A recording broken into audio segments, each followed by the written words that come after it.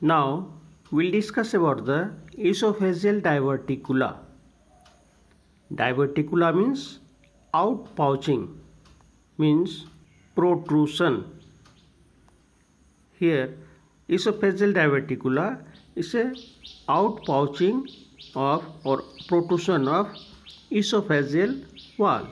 You'll see the esophageal diverticula are the abnormal sac or outpouching of esophageal wall at the weak point in the esophagus. See, this is the normal esophagus, but in some cases when esophageal wall become weak, in such condition esophageal wall become outpouching like this. See, this is called diverticula. If an esophageal wall become weak from here, in such condition esophageal wall protruded outwards and it make a pouching. This is called esophageal diverticula. It may be either on the upper end or in the lower end of the esophagus.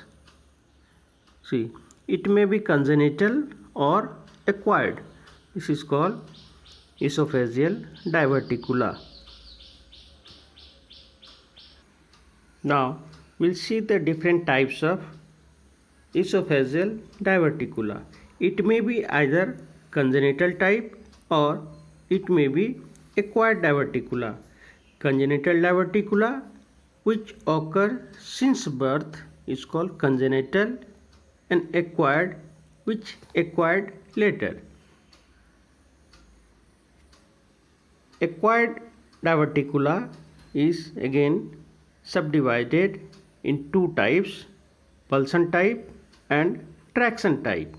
Pulsion type, it is also called Jenker's type of diverticula.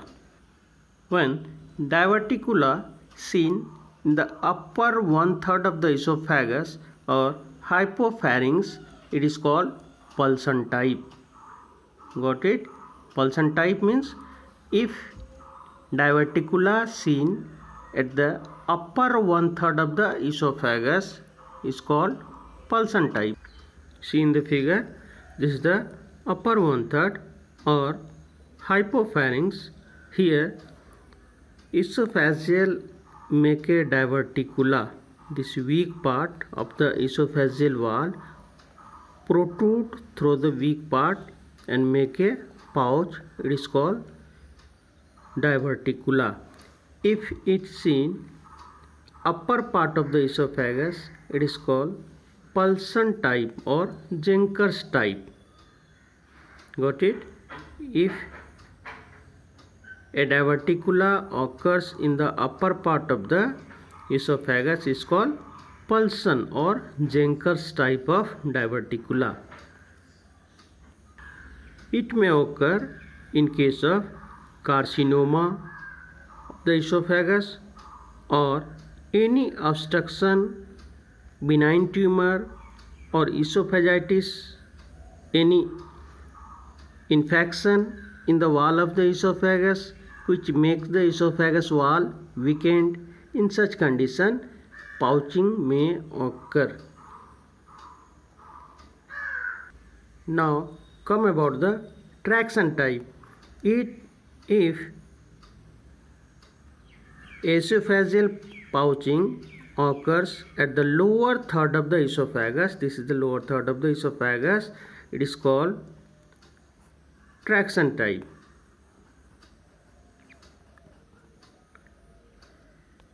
It is called traction type of diverticula.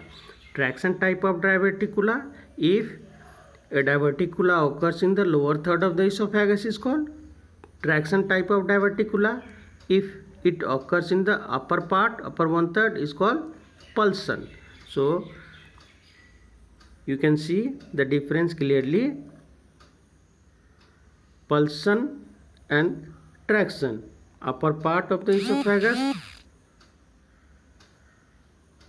is called pulsion type, and diverticula occurs at the lower third of the esophagus.